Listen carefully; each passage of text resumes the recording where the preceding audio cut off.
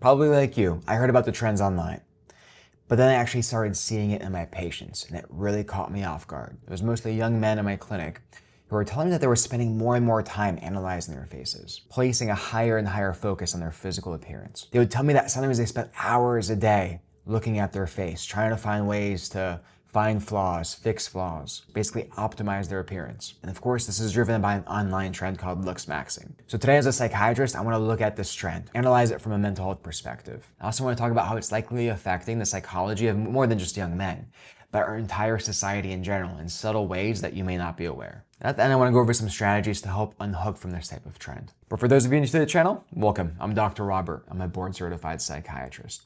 And on this channel, I like making educational mental health videos. And as always, these are just educational videos, not medical advice.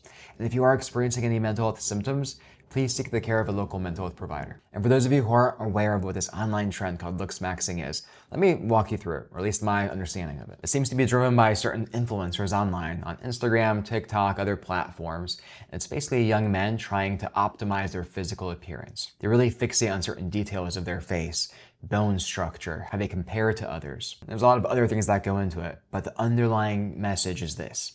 Your value is very much linked to how you physically appear. Of course, I'm sure anybody who's psychologically minded hears the alarm bells ringing, right? That's a very unhealthy way of looking at things. So I want to take a moment and explore how I suspect many people fall into this. Platforms are driving this, like TikTok, Instagram, Facebook, others. They're basically designed to do one single thing. Pull your attention and keep it at all costs. And oftentimes when people see a video about physical appearance, see attractive people, they'll stop, it'll catch their attention. And of course they want other advice, tips from people who look good, who maybe have changed their appearance drastically. They want to learn how they did that. They want to learn how they can look more like them and look more like the people that they're constantly exposed to on social media. This can be as subtle as even just like stopping for a moment to glance at someone who's a looksmaxer. And of course that then feeds the algorithm to show you more of that. And it starts to subtly infiltrate more of your feed. You're exposed to it more and more. And because it's so subtle and insidious, your brain starts to normalize it. It starts to feed into your subconscious. And then there are all the other aspects of social media. So filters, for example, right? First introduced on Snapchat that add to this. They can change your physical appearance. A high emphasis on cosmetic products and changing your appearance. Of course, there's AI these days too that can alter how you look, alter your bone structure. So it's almost impossible to escape these days. And subtly what this does to your brain over time is it lets it know that you're not measuring up. There's always something you can tweak, something you can edit to make yourself appear better, to make people stop when they see you on social media. And that's very appealing, especially to young people, where there's already this predisposition, right, to have a high emphasis on how you appear. That's always been the case, and this is really sort of seizing on that vulnerability. And the psychologically astute viewers out there might be recognizing some parallels to body dysmorphic disorder, a DSM diagnosis, that describes a clinical condition where people get very fixated on a particular aspect of their physical appearance being imperfect. And then this often involves a lot of mirror checking, a lot of constant thinking about this flaw, high degree of anxiety around it, experiencing some shame, some guilt around it. And for those of you who don't know, I specialize in OCD conditions. That's a bulk of my clinical practice. So I also see a lot of people with similar conditions, very adjacent conditions or comorbid conditions. So mental health conditions that occur with OCD. And body dysmorphic disorder is definitely one of those. It's really stood out to me how much people have, maybe not full body dysmorphic disorder, they don't meet the full criteria, but they have a lot of those tendencies these days, a lot of those traits, and they're experiencing a lot of anxiety, a lot of discomfort around certain aspects of their physical appearance, and are having a lot of behaviors that look very similar to this condition. So clinically, what am I seeing with these patients? Well, one, they're experiencing a lot of anxiety around it. Because one, they recognize that their behavior on some level isn't normal. They kind of recognize, maybe looksmaxxing, maybe this high emphasis on appearance that's being driven by online engagement isn't healthy. But at the same time, I have to compare to others. I have to keep up with my friends, my social group. That's also a part of this. And so they kind of feel stuck. They have a hard time sort of breaking away from that.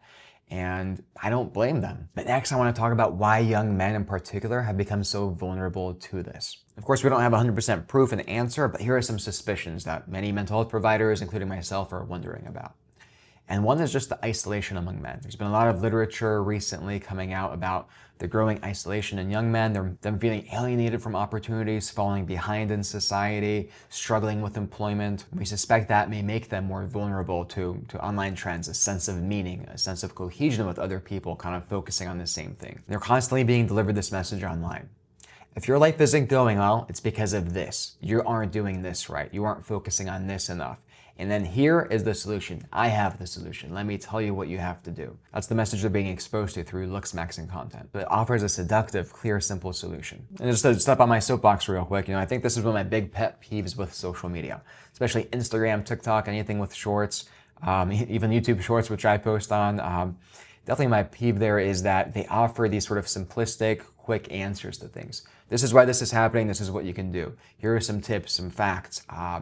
And anytime you get into things like mental health, improving life, it's never that simple. There aren't any quick fixes, solutions. I think that the amount of content that is like that out there sort of normalized this and made people think about things a little bit too simplistically. It's taken away nuance and meaningful discussion. Stuff even comes up when I post my own shorts. If you may have noticed, I always kind of end them with trying to redirect people to the full video, because I know in the short I'm posting, the content is very shallow, right? Because it can't be anything full. You can't do that in 30, 60 seconds. But now let's look at the deeper psychological driver of this behavior, of these trends. Because it's not just about appearance. I think that's just the surface level understanding of it. Because if you dig deeper, it's about having a struggle over control, feeling like you have any control or agency in your life. Something like appearance is something like they can control, at least have a sense of control over, how they do their hair, how they aim their face. And then also giving them these things like, I'm sure you may have seen this, them hammering their bones to try to make them more pronounced, which is complete nonsense and dangerous. Please don't do that. But it's just a psychological trap.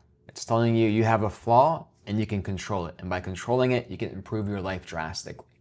And I think that's a dangerous false promise that is being spread massively through Looksmaxxing content. But it seems to be everywhere, right? And I think Looksmaxxing is just the extreme example, but emphasis on appearance, on improving appearance. That's basically social media these days, right? That and cat videos. So what do we do about it? How do we pull ourselves away from that? Well, I think the first step is just being aware of the prevalence of this.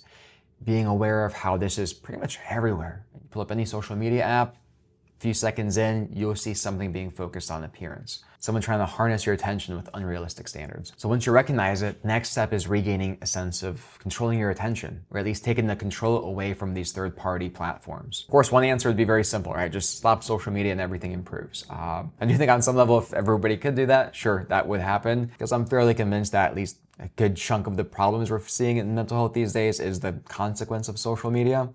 But I'm sure if we got rid of that, as humans, we're pretty inventive. I'm sure we'd come up with something else to negatively impact us. That is something I work on with all my patients. How can we pull back your reliance, the amount of time you spend on social media?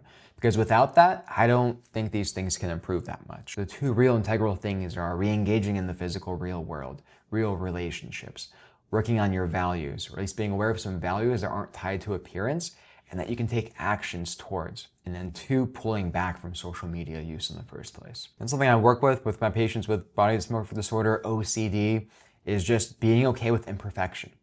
Tolerating when things don't feel just right, when they don't feel perfect. That can be really, really challenging, but also really crucial to challenge yourself with continuously in order to help challenge some of these cognitive distortions, some of these really ingrained ways of feeling and of holding yourself to these impossible standards. So be okay going out without your hair being perfect, your makeup being done just right, or your mustache trimmed perfectly. One thing that social media kind of overplays is the sense of perfection. I think as humans, we also yearn towards imperfection. I think we find people actually fairly attractive when we see that their faces aren't perfect, because that allows for a sense of character in people, individuality. I think like a lot of trends, Looksmaxxing itself will sort of die down and it won't persist for the longer term. But I think some of its influences will still be around. We have to be mindful of that. And just the pervasive emphasis on appearance that is inherent to social media these days, we should be wary of. Because I think the beautifully tainted nature, the imperfection of us as humans is something we'll always gravitate back towards. It will always intrigue us more and have us coming back to it, despite whatever social media, AI tries to convince us otherwise. Thank you so much for giving me your attention today. I really appreciate it. Any likes, comments definitely go a long way for this still small channel. I really appreciate you. I hope you found this informative, insightful, and I look forward to seeing you next week. Thanks.